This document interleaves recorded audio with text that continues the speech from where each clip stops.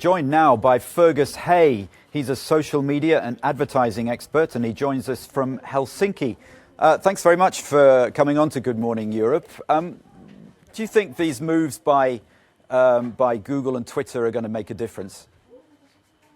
Well, I think they're certainly welcome. I mean, the democratic process needs a sense of ethical regulation on this issue.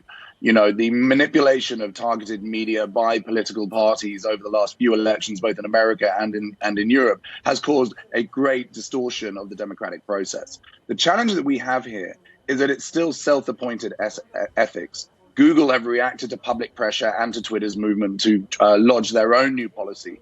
But where do they draw the line? They make their money out of micro-targeting, and that comes out of brands and companies using that micro-targeting to sell their wares. So they've decided political parties need regulating. But what about gambling companies? What about alcohol companies? What about credit and debit companies? In the end, at some point, Google's self-appointed ethics will crash up against the demand for shareholder value. So self-regulation is not going to be enough, you think? Well, I think it needs really strong regulation by the official regulating bodies in the same way that traditional offline media has always been regulated. If we have a strong regulational impact, particularly from the European Union and from the individual countries, then you can start to have a fair and open democratic process that presents both equal arguments to discerning voters who can make a decision. Right now, they're being manipulated up to date, and that does not give you a fair democratic process. Without regulation, we cannot have a functioning digital media platform. What about Facebook's stance? Is it lagging behind the likes of Twitter and Google, would you say? Well, I would say it's more than lagging behind. It seems to be running in the opposite direction.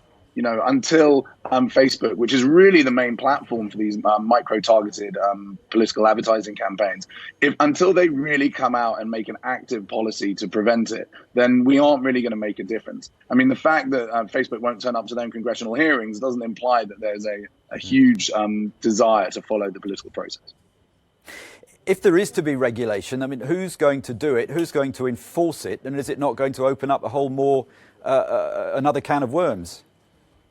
Well, I think it has to be enforced by the existing regulatory bodies. So if you take Europe, the EU and the individual countries have to take the line on it. I think the challenge here is not whether that's the right or the wrong thing to do. The challenge is pace. You know, the technology companies have been decades ahead of the governments and the regulatory bodies in this space. And that is reflected in the tax avoidance, is reflected in the approach to big data. And the governments and the regulators need to speed up so fast in order to handle this third and fourth industrial revolution that is really affecting individual people every day from a consumption and a political perspective.